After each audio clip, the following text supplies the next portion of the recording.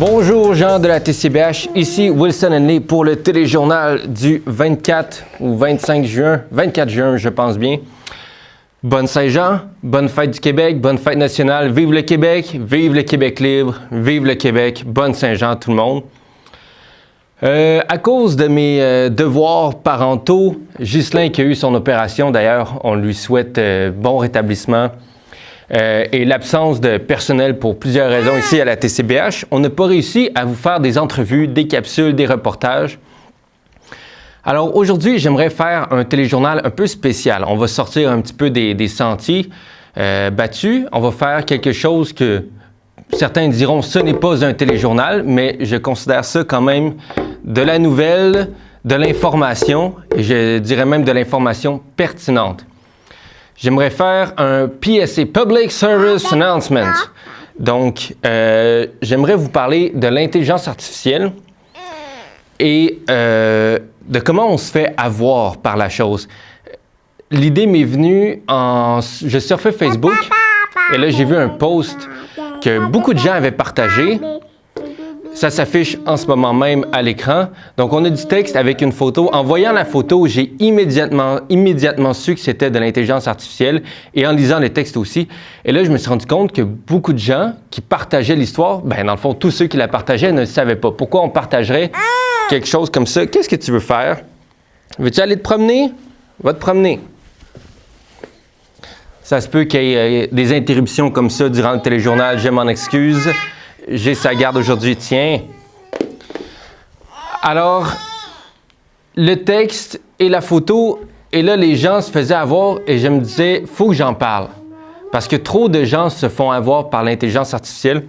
Alors, avec vous, aujourd'hui, j'aimerais, mise en situation, je suis un adepte de la technologie. J'adore la technologie, j'utilise l'intelligence artificielle, je fais du montage, je suis à l'ordinateur. Je connais beaucoup de choses au niveau technologique. Je peux réparer un ordinateur, je peux monter un ordinateur. Violette, s'il te plaît. Oh, OK, j'espère qu'on va y arriver. Donc, c'est ça. Et donc, je suis un adepte de la technologie et plusieurs de nos téléspectateurs ne le sont pas. Alors, j'aimerais communiquer avec vous ma connaissance, vous faire un bref topo de l'histoire de l'intelligence artificielle en vitesse, les grands moments clés, les moments épiques, c'est quoi les enjeux qui l'entourent et surtout le point le plus important, comment ne pas se faire avoir par l'intelligence artificielle, notamment sur les réseaux sociaux. Parce que aujourd'hui et dans les années à venir, c'est un énorme problème. Alors, juste pour vous prévenir, j'ai un long texte ici sur le téléprompteur. Je vais essayer de ne pas trop faire d'erreurs, mais c'est un long texte, alors j'espère ne pas me tromper. On va commencer par une belle histoire, parce que toute cette affaire-là a commencé par quelque chose d'assez extraordinaire. Pour comprendre d'où vient l'intelligence artificielle d'aujourd'hui, il faut retourner en 2016. Et il faut parler d'un jeu, un jeu de société en fait, un très vieux jeu qui s'appelle le Go. Peut-être que vous n'en avez jamais entendu parler et ce n'est pas grave. C'est un jeu qui vient d'Asie, qui a plus de 2500 ans. Et qui se joue avec des petites pierres noires et blanches qu'on pose sur un quadrillage. L'idée, c'est d'encercler le territoire de l'adversaire. Ça a l'air simple comme ça, ce n'est pas du tout simple. Je vais vous donner un chiffre pour que vous compreniez. Aux échecs, le jeu qu'on connaît mieux par ici, il y a déjà énormément de parties possibles, mais au Go, le nombre de configurations possibles de plateaux est plus grand que le nombre d'atomes dans tout l'univers connu. Vous avez bien entendu, plus de positions possibles sur un plateau de Go qu'il y a d'atomes dans l'univers. C'est un jeu où on ne peut pas simplement calculer tous les coups d'avance, c'est physiquement impossible. Les meilleurs joueurs jouent à l'instinct, au ressenti, à l'intuition. On disait dans le milieu qu'une machine ne pourrait jamais battre un grand maître de Go, que ça, c'était hors de portée des ordinateurs, que ça resterait toujours dans le domaine de l'humain, de l'intuition, du ressenti. Et puis une entreprise qui s'appelle DeepMind a construit un programme appelé AlphaGo. On reste en 2016. En mars 2016, à Séoul, en Corée du Sud, ce programme a affronté l'un des plus grands joueurs de Go de la planète, un homme qui s'appelle Lee Sedol, un champion, une légende vivante de ce jeu, et la partie a été retransmise, suivie par des millions de personnes en Asie. Tout le monde s'attendait à voir l'humain gagner, battre AlphaGo à plate couture. C'est là qu'arrive le moment dont je veux vous parler. Dans la deuxième partie, la machine a joué un coup qu'on appelle aujourd'hui le coup 37, parce que c'était le 37e coup de la partie, et ce coup-là, aucun être humain ne l'aurait joué. Aucun aurait jamais fait ça. C'était un coup qui semblait mauvais, qui semblait être une erreur. Les commentateurs, qui étaient eux-mêmes des joueurs professionnels, oui, ont cru à un bug. En fait, ils étaient confus. On dit non, il y a un bug de la machine, l'ordi a planté. Ils pensaient que la machine s'était carrément trompée. Un des commentateurs a dit en regardant le plateau qu'il était certain que c'était une erreur, sauf que ce n'était pas une erreur. C'était un coup d'une beauté et d'une profondeur que personne n'avait vu venir. Un coup que des siècles de joueurs d'humains n'avaient jamais imaginé. Et plusieurs dizaines de coups plus tard, on a compris que ce coup-là, le fameux coup 37, était exactement ce qui allait faire gagner la machine. Lee Sedol a lui-même dû quitter la salle quelques minutes pour reprendre ses esprits après le coup 37. Il a dit plus tard qu'il avait pensé qu'AlphaGo avait fait une gaffe et qu'il a réalisé, le souffle coupé, que c'était plutôt un coup magnifique. Il en avait les larmes aux yeux. Il y a un autre moment, plus beau encore selon moi. Lee Sedol a perdu la série. Il a perdu 4 parties sur 5, mais dans une des parties, il a réussi à jouer lui aussi un coup génial qu'on a appelé la main de Dieu. Un coup tellement inattendu que c'est la machine AlphaGo, cette fois, qui s'est mise à mal jouer. L'humain avait trouvé la faille. Il a gagné cette partie-là, une seule, mais il l'a gagnée. Et quand on lui a remis son prix, Lee Sedol a dit quelque chose de touchant. Il a dit que cette défaite, c'était la défaite de Lee Sedol, pas la défaite de l'humanité. Il a pris ça avec une grande dignité. Quelques années plus tard, il a pris sa retraite de la compétition en disant qu'il y avait maintenant une entité qui ne pouvait pas être battue, carrément. C'est une histoire qui a quelque chose de mélancolique, mais aussi quelque chose de grandiose. Pourquoi je vous raconte tout ça? Parce que le vrai point de départ, c'est le vrai point de départ. Le moment où le monde a compris qu'une machine pouvait faire quelque chose qu'on pensait réservé à l'intelligence humaine, l'intuition, la créativité, trouver une solution que personne n'avait jamais pensé. À partir de là, tout s'est emballé. Et voici la partie de l'histoire qui, je trouve, est la plus belle. Cette même entreprise, DeepMind, qui avait appris à une machine à jouer au Go, le jeu impossible, plus de parties possibles, de configurations possibles qu'il y a d'atomes dans l'univers. Donc, cette entreprise-là s'est posé une question, et si on utilisait la même technologie pour résoudre un vrai problème, un problème qui pourrait sauver des vies? Alors, laissez-moi vous parler des protéines. Non, ne partez pas, je vous promets que c'est passionnant. Les protéines, c'est ce qui fait fonctionner notre corps, tout notre corps, nos muscles, notre digestion, notre système immunitaire qui nous défend contre les maladies. Tout ça, c'est des protéines qui travaillent. Et une protéine, c'est comme une petite chaîne qui se replie sur elle-même pour former une forme en 3 dimensions. Une forme très compliquée, un peu comme un origami microscopique. Et c'est cette forme, exactement cette forme-là, qui détermine ce que la protéine fait dans notre corps. Le problème, c'est que deviner cette forme à partir de la chaîne de départ, c'est un casse-tête monstrueux. Tellement difficile que pendant 50 ans, c'était considéré comme l'un des plus grands défis de la biologie. Pour comprendre la forme d'une seule protéine, un chercheur parfois devait y consacrer des années de travail, parfois toute une thèse de doctorat sur une seule protéine. Avec des appareils qui coûtent des centaines de milliers de dollars, DeepMind a construit un programme qu'on a appelé AlphaFold.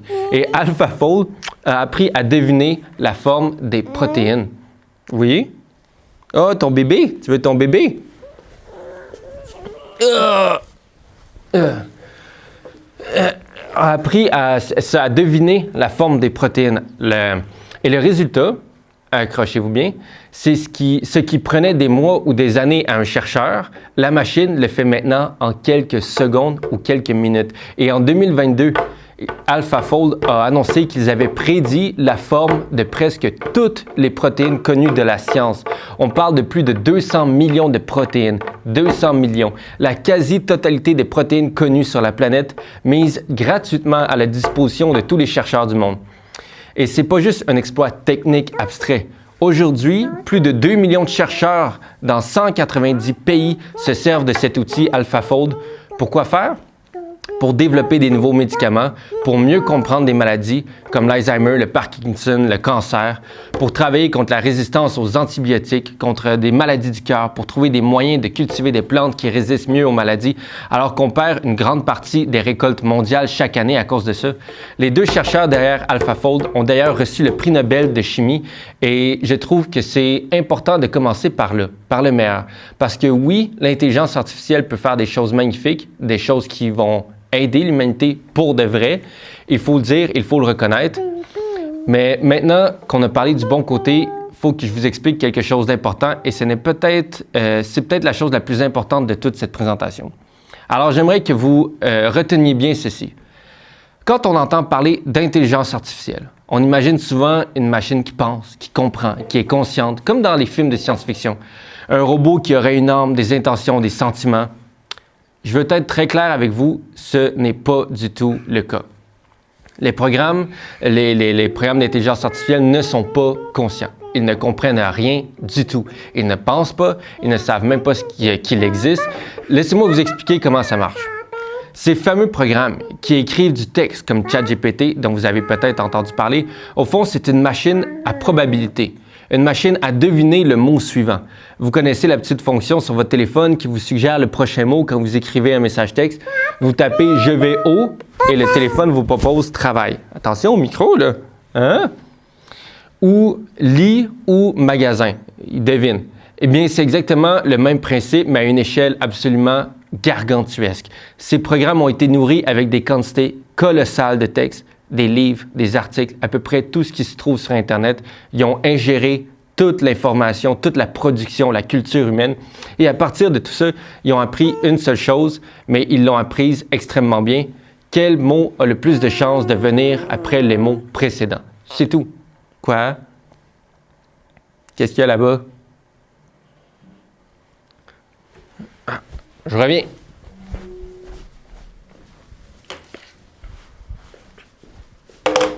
Tiens, toi aussi tu veux une souris? Ouais.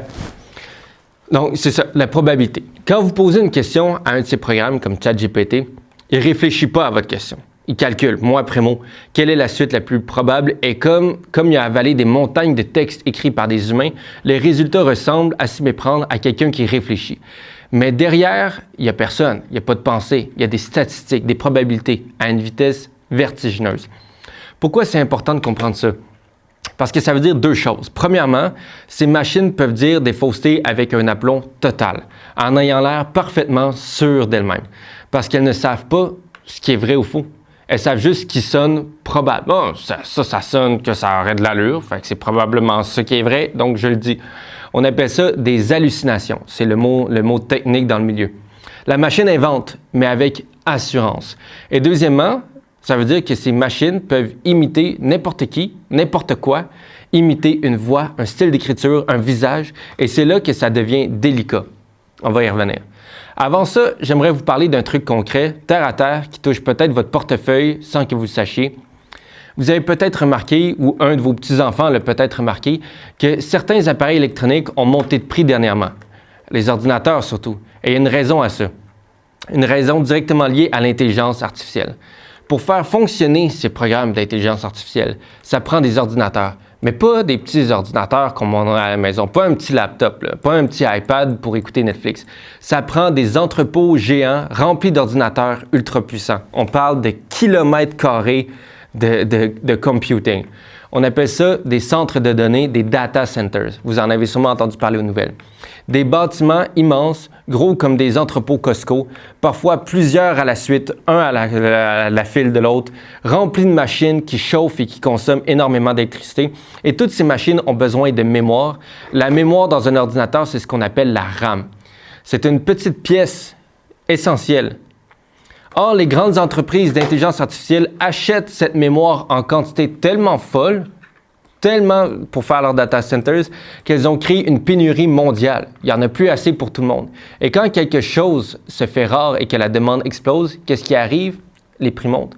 Résultat, un simple ordinateur personnel, vous allez au Best Buy aujourd'hui, vous avez besoin d'un nouvel ordinateur, d'un nouveau iPad, coûte plus cher aujourd'hui, en partie à cause de l'appétit insatiable de ces centres de données.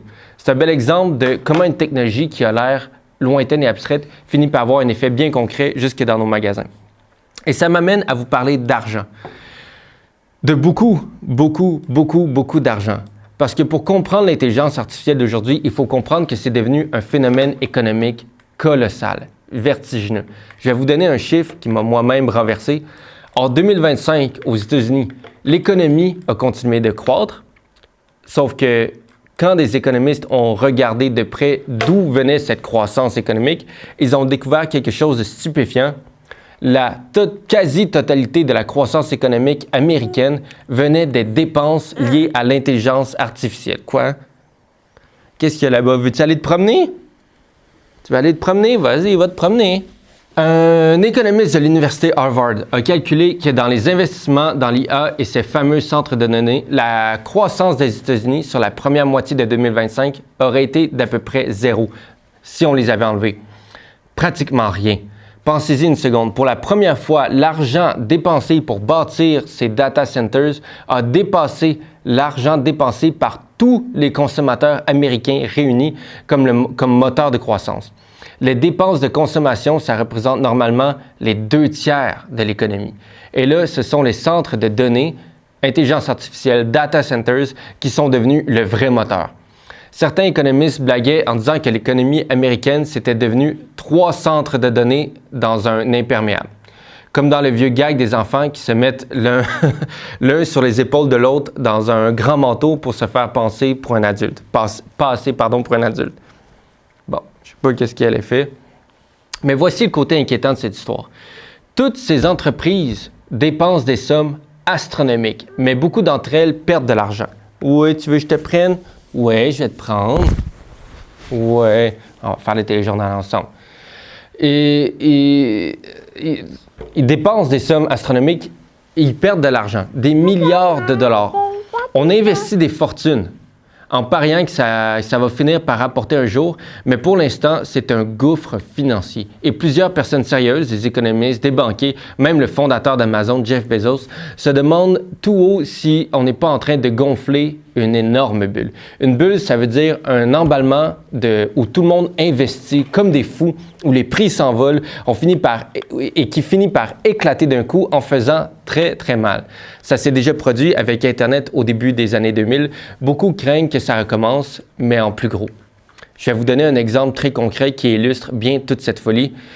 Vous connaissez Elon Musk, l'homme des voitures Tesla, des fusées, l'homme le plus riche de la planète. Une de ses entreprises, SpaceX, celle qui lance les fusées et qui opère le service Internet par satellite Starlink, est entrée en bourse cette année, il y a quelques jours. Et quand une entreprise entre en bourse, elle est obligée de devoir dévoiler ses chiffres au grand jour. Elle devient publique, elle ouvre ses cahiers. Alors, on a pu voir ce qui se passe à l'intérieur de SpaceX. Et c'est fascinant. Le service Internet Starlink, qui marche très bien. Il offre Internet dans les régions éloignées, à l'Ukraine durant la guerre, pour les désastres et tout ça. C'est un Internet global. Starlink rapporte beaucoup d'argent, plus de 11 milliards de dollars de revenus. 11 foutus milliards de dollars de revenus, avec plus de 10 millions d'abonnés à travers le monde. C'est rentable. C'est solide. Sauf que Musk a aussi racheté sa compagnie d'intelligence artificielle qui s'appelle xAI et il l'a collé, il l'a greffé dans SpaceX. Donc, il y a SpaceX qui opère Starlink et il y a maintenant l'intelligence artificielle xAI qui est aussi sous SpaceX. Et cette partie-là de SpaceX, l'intelligence artificielle, engloutit l'argent à un rythme effrayant. Tellement que même avec tous les profits de Starlink, l'ensemble de l'entreprise SpaceX perd de l'argent. Plusieurs milliards de dollars en perte. Donc, 12 milliards de revenus, mais des milliards de dollars en perte parce que l'intelligence artificielle brûle trop d'argent.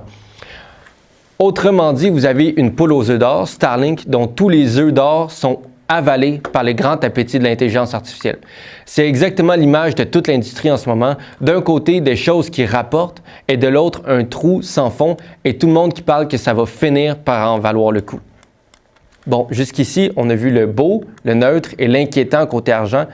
Maintenant, il faut que je vous parle du côté qui me préoccupe le plus, le côté où vous et moi, on peut vraiment se faire avoir. C'est pour ça qu'au fond, je voulais vous parler aujourd'hui. Je vous l'ai dit tout à l'heure, ces machines peuvent imiter n'importe qui. Eh bien, ça a un nom. On appelle ça des hyper-trucages, deep fake en anglais. Deep fake, hyper-trucage. C'est la capacité de créer de fausses vidéos, de fausses photos, de fausses voix, de faux textes qui ont l'air parfaitement réels. On peut faire dire n'importe quoi à n'importe qui. On peut prendre le visage et la voix d'un politicien, d'un chef d'État et lui faire dire des choses qui n'ont jamais été dites. dans une vidéo qui a l'air aussi vraie que vous et moi assis à table. Vous imaginez le danger. Au niveau des pays, c'est devenu un enjeu de sécurité majeur. On peut imaginer une fausse vidéo d'un président qui déclare la guerre ou qui annonce une catastrophe et qui se répand sur Internet en quelques minutes avant que qui que ce soit ait le temps de vérifier. On peut influencer des élections en inondant les réseaux de fausses déclarations. C'est une arme au sens propre. Et les gouvernements du monde entier s'inquiètent de ça énormément. Mais le danger n'est pas seulement chez les grands de ce monde, il est aussi chez nous, dans notre quotidien, ici dans les Basques. Des escrocs utilisent maintenant ces technologies pour imiter la voix d'un proche. Imaginez, vous recevez un appel et c'est la voix de votre petit-fils ou de votre fille en pleurs qui vous dit qu'il y a un problème, qu'il a besoin d'argent tout de suite. La voix est... La voix... Il n'y a rien là-bas. Veux-tu aller te promener? Non? La voix est parfaite. C'est vraiment sa voix, là. C'est la voix de votre fille, de votre petit-fils. Sauf que c'est pas lui, c'est pas elle. C'est une machine qui a copié sa voix à partir de quelques secondes d'un enregistrement trouvé sur Internet. Ce genre d'arnaque existe déjà. Alors, je vous le dis du fond du cœur, si jamais ça vous arrive, raccrochez. Rappelez vous-même la personne à son vrai numéro. Votre fils vous appelle en pleurs, il demande de l'argent, vous raccrochez et vous rappelez votre fils. Ne donnez jamais d'argent sur le coup de la panique. C'est exactement sur la panique que ces fraudeurs misent. Et ça m'amène au point le plus important de tout ce que je veux vous dire aujourd'hui, le point crucial, celui qui, je pense, change le monde dans lequel on vit et en profondeur. On est rendu à un moment où il devient quasiment impossible de croire ce qu'on voit et ce qu'on lit. Pensez-y. Une photo, avant c'était une preuve. J'ai une photo, ça voulait dire c'est arrivé pour vrai. Aujourd'hui, n'importe qui peut générer en quelques secondes une photo parfaitement réaliste de quelque chose qui n'a jamais existé. Vous voyez passer sur Facebook une publication avec une belle photo et une histoire touchante. Il y a une bonne chance que ce soit entièrement faux. Inventé de toutes pièces par une machine pour vous faire cliquer, pour vous faire réagir, pour vous soutirer de l'information ou de l'argent. Il y a même un mot pour ça maintenant, on parle de slop, AI slop. Un mot anglais qui veut dire quelque chose comme de la boîte, de la slop. De la pâtée. Ce sont ces contenus générés en masse par les machines sans intérêt sans intérêt, sans vérité, qui inondent l'Internet. Des fausses images, des faux articles, des faux témoignages produits en quantité industrielle. Et le problème, c'est pas juste que c'est laid ou inutile. Le vrai problème, c'est que ça noie le vrai dans un océan de faux. À force, on ne sait plus à quoi se fier. Je veux vous nommer quelque chose de précis parce que je pense que c'est une vraie rupture dans l'histoire de l'humanité. À peu près tout ce qui a été créé avant la fin de 2022, avant l'arrivée de ces programmes comme ChatGPT, on peut être pas mal sûr que ça a été fait par un être humain, le pré-2022. Une photo de 2010, un article de 95, un livre de 1980, derrière, il y avait une personne. Après 2022, on ne peut plus avoir cette certitude, pas en tout. Le doute s'est installé surtout. Certains commencent même à parler des contenus d'avant cette date comme d'une ressource précieuse. Un peu comme on parle de l'acier d'avant la bombe atomique, un acier qui n'a pas été contaminé. On vit un avant et un après. Et nous, on est précisément à la charnière. On est les témoins de ce basculement. Il y a même une idée qui circule qu'on appelle la théorie de l'Internet mort, le Dead Internet Theory. C'est une idée un peu vertigineuse, alors prenez-la pour ce qu'elle est, une théorie, pas une certitude, mais l'idée c'est la suivante. Une part de plus en plus grande de ce qu'on trouve sur Internet ne serait plus écrite par des humains du tout, ce seraient des machines qui écrivent bien des textes, que d'autres machines lisent, commentent, partagent, et ainsi de suite. Des robots qui parlent à d'autres robots dans une espèce de grande conversation vide où les vrais humains deviennent minoritaires. Est-ce que c'est exagéré? Probablement, en partie, mais ce qui est troublant, c'est qu'il y a quelques années à peine, c'était de la pure science-fiction. Et aujourd'hui, plus personne ne rit quand on en parle. Maintenant, vous dites peut-être, bon, c'est bien beau tout ça, mais comment je fais, moi, pour reconnaître une fausse image ou une fausse vidéo? Et c'est la bonne question à se poser. Alors, je vais vous parler franchement, parce que je veux vous donner des vrais outils, pas des trucs dépassés. Vous avez peut-être déjà entendu... Oh! Un instant, gang. Je viens de penser, est-ce que la caméra est morte ou est-ce que ça continue de rouler? OK, ça continue de rouler. Bon, c'est ça, hein? Ma batterie n'était pas pleine quand j'ai commencé à filmer. Donc, il fallait vérifier. Ouais, on a bientôt fini, choupi. Vous avez, c'est ça, Vous avez déjà entendu des conseils du genre « regarde les mains, l'intelligence artificielle se trompe dans le nombre de doigts » ou bien « regarde le texte sur les pancartes, les lettres sont toutes croches ». Ça, c'est des vieux trucs.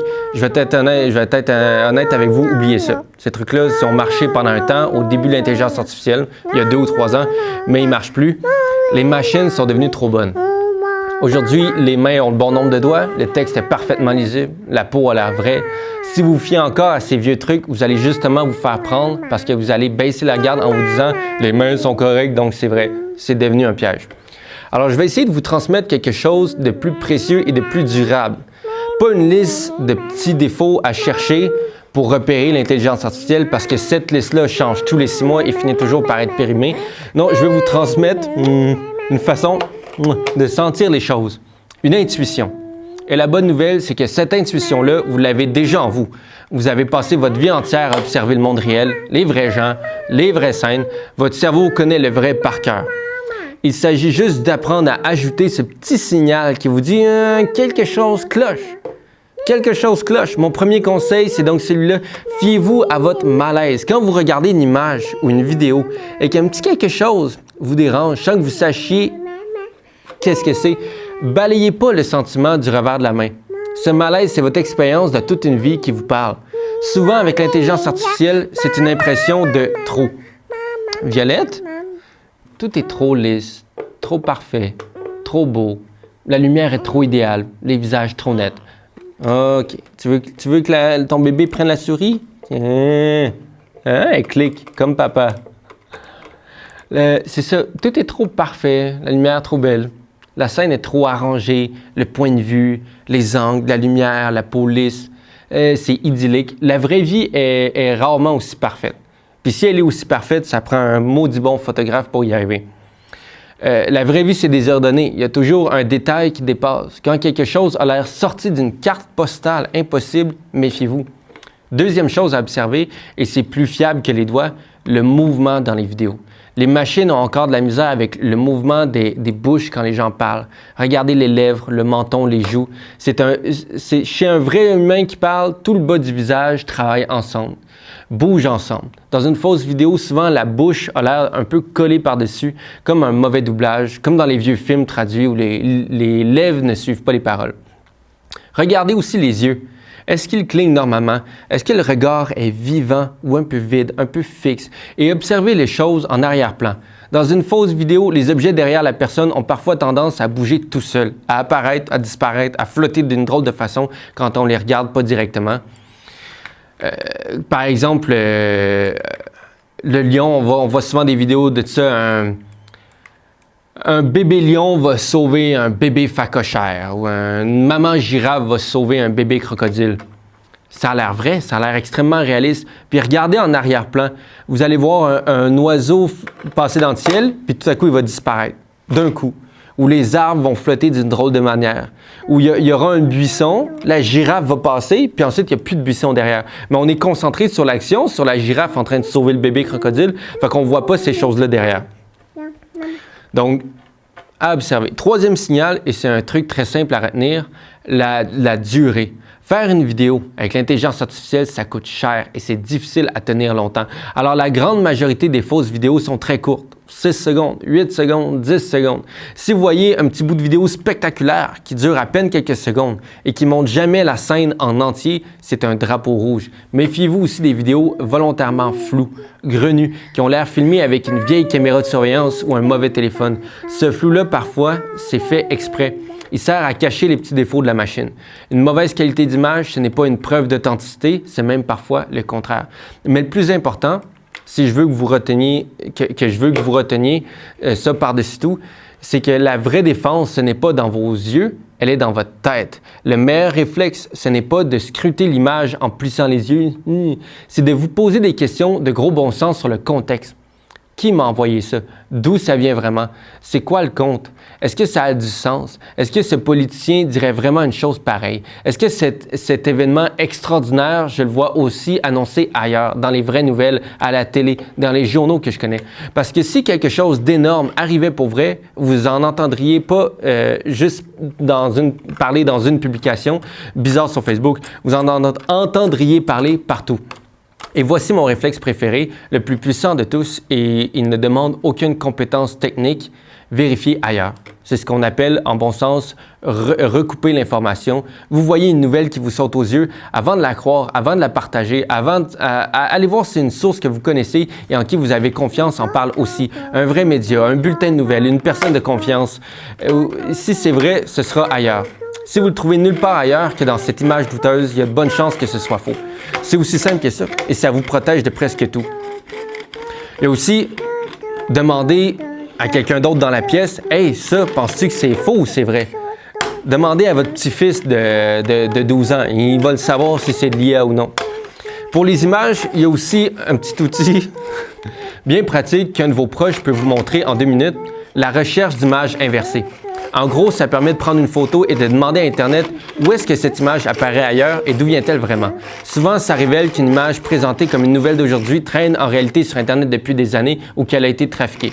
Demandez à votre petit-fils ou à votre petite-fille de vous montrer comment faire. Une fois après, vous serez autonome. La recherche d'images inversées. Et un dernier mot là-dessus, parce qu'il faut être honnête, il n'existe aucune méthode parfaite, aucun truc qui marche à tout coup. Même les experts, même les spécialistes avec leurs ordinateurs et leurs logiciels savants, leurs logiciels savants n'arrivent pas toujours à trancher. Alors le but, ce n'est pas de devenir un détective infaillible. Le but, c'est de garder une saine méfiance, de ne jamais réagir dans la précipitation et de toujours vérifier avant de croire ce que vous partagez. Votre meilleur outil, ce n'est pas votre vue, c'est votre jugement et ce jugement-là, vous l'avez bâti pendant toute une vie. Alors, qu'est-ce qu'on fait avec tout ça? Je ne veux pas vous laisser sur une note de peur parce que la peur, c'est mauvais conseiller. Je veux plutôt vous laisser avec quelques réflexes simples du gros bon sens qui valent aujourd'hui, qui valent autant aujourd'hui qu'ils valaient du temps de nos parents. Premièrement, doutez sainement. Si quelque chose vous fait réagir très fort, vous met en colère ou vous bouleverse en voyant une publication, prenez une grande respiration avant de partager. C'est souvent le contenu fait exprès pour faire réagir qui sont faux. Deuxièmement, vérifiez la source. D'où ça vient? Est-ce que c'est un média sérieux que vous connaissez? Ou est-ce que c'est une page anonyme apparue de nulle part? Ou est-ce que ça vient de votre cousin, de votre tante? Donc, on vérifie la source. Troisièmement, et c'est le plus important, quand il s'agit d'argent ou d'une urgence, méfiez-vous toujours. Raccrochez, vérifiez par vous-même. Appelez un proche en qui vous avez confiance. Une vraie urgence va résister à une vérification de 2 minutes. Une arnaque, non. Et puis, gardez en tête le fil de toute cette histoire qu'on vient de parcourir ensemble. L'intelligence artificielle, ce n'est pas magique et ce n'est pas un être qui pense. C'est un outil puissant, parfois merveilleux, comme quand il aide à guérir des maladies et parfois dangereux, comme quand il sert à tromper les gens, comme tous les outils que l'humanité a inventés depuis la nuit des temps, du feu jusqu'à l'Internet, jusqu'au couteau, tout dépend de qui s'en sert et de comment on s'en sert. Notre travail à nous, ce n'est pas d'avoir peur, c'est de garder les yeux ouverts, de garder notre esprit critique et de ne pas nous laisser mener par le bout du nez. Vous avez vécu assez longtemps pour avoir vu arriver bien des révolutions, la télévision, l'ordinateur, le téléphone intelligent. Chaque fois, il a fallu apprendre, s'adapter et garder la tête froide. Cette fois-ci, ça ne va pas être différent. Vous avez tout ce qu'il faut pour comprendre et pour vous protéger. Faites-vous confiance, posez des questions. N'hésitez jamais à demander de l'aide à un proche quand un doute vous traverse. Je vous remercie d'avoir été là, d'avoir pris le temps de m'écouter jusqu'au bout. Prenez soin de vous, prenez soin de vous autres et gardez votre bon jugement bien aiguisé. C'est encore aujourd'hui la meilleure protection qui soit. À très bientôt. Vous voyez? Tout ça, mesdames et messieurs, tout ce texte-là a été rédigé par l'intelligence artificielle. Je n'avais aucune idée de ce que j'allais lire aujourd'hui. J'ai demandé à l'intelligence artificielle, j'ai demandé à Claude, écoute, rédige-moi un texte. J'ai vu une publication Facebook partagée qui était de l'IA qui arnaquait le monde. Rédige-moi un texte pour aider à prévenir les gens. J'aimerais ça aussi parler un peu de l'histoire d'intelligence artificielle avec AlphaGo, AlphaFold. Parle-moi, j'ai aussi envie de parler de l'économie, les investissements massifs qui perdent des milliards de dollars. J'ai dit, j'ai envie de parler de tout ça. Rédige-moi un texte qui va prendre une trentaine de minutes à lire au téléprompteur. Il m'a généré ça, je l'ai mis dans la caméra et je vous ai lu ça. Donc, vous voyez à quel point c'est insane, c'est hallucinant. Donc, dans le texte, il a dit de garder le doute, soyez vigilants, gardez le doute. Je trouve que c'est une belle conclusion, mais ça ne correspond pas du tout à ce que moi je pense. je vais vous donner ma vraie conclusion, ma vraie de vraie. On ne peut plus croire en rien du tout. Rien du tout, c'est fini. Si vous êtes incapable de repérer l'intelligence artificielle instantanément, si vous n'êtes pas capable de la repérer, abandonnez tout de suite. Laissez faire les réseaux sociaux. Puis pas juste les réseaux sociaux, les articles. Je veux dire, moi, à la télévision communautaire, j'ai utilisé l'intelligence artificielle pour vous faire ce texte-là. Souvent, je l'utilise pour résumer on reçoit des communiqués de presse, je les donne à ChatGPT ou à Claude, puis j'ai dit, résume-moi le communiqué de presse, j'ai pas le temps de lire ça. Il me résume ça, puis après ça, moi, je vais travailler avec ce résumé-là. Donc, même TVA, Radio-Canada, les fonctionnaires, n'importe qui, les gérants d'entreprise, tout le monde l'utilise de plus en plus et on ne peut plus croire en rien du tout. Laissez tomber. Il y a le pré-2022. Tout ça, c'est valide. Avant 2022, même la musique, il n'y en a pas parlé. Je voulais demander à l'intelligence artificielle d'en parler. Même Spotify, là où tout le monde écoute sa musique, a signé un partenariat avec Suno, qui est un générateur de musique artificielle. Donc, il n'y a pas d'artiste, il n'y a pas d'instrument, il n'y a rien, c'est vide. Juste la musique inventée comme ça à partir d'algorithmes a fait un partenariat avec Suno pour remplir Spotify d'intelligence artificielle. Et donc là, dans les playlists Spotify, dans le top 50 de la semaine dernière, il y avait au moins 10 chansons qui étaient de l'intelligence artificielle. Alors là, le monde écoute ça, il danse là-dessus. « Wow, il est donc bien bon cet artiste-là, je vais acheter son album, je vais lui donner de l'argent. » Il n'y a pas d'artiste. Il n'a jamais existé. C'est un algorithme. Il n'était pas là. Et donc, même Spotify, Apple Music, même les grandes entreprises de ce monde intègrent le AI et vous le fourrent dans la gorge le plus profond possible. On ne peut plus croire en rien, c'est fini. Vapoute. Je suis vraiment sérieux. Les photos que vous voyez sur Facebook, les vidéos, tout ça, il n'y a rien de valide. Et si vous vous laissez avoir, une fois par une vidéo, vous likez, l'algorithme vous en donne une deuxième, une troisième. Puis, pourquoi les entreprises acceptent ça? Hein? C'est faux. Pourquoi ils accepteraient ça? Pourquoi ils me feraient ça à moi? Parce que ça génère des sommes astronomiques d'argent et d'attention. Right? La vidéo de la girafe qui sauve le crocodile, vous l'avez écoutée au complet, puis vous l'avez partagée à votre cousine, vous l'avez envoyée à votre nièce, à votre neveu, qui l'a écoutée elle aussi. Et là, en l'écoutant, ben après ça, il y a une pub. Facebook va vous mettre une pub. Cette pub-là rapporte de l'argent à Facebook. Alors, Facebook se demande, qu'est-ce que je vais diffuser sur ma plateforme? Est-ce que je vais mettre la girafe qui saute à l'eau, met sa vie en péril pour aller sauver le bébé crocodile?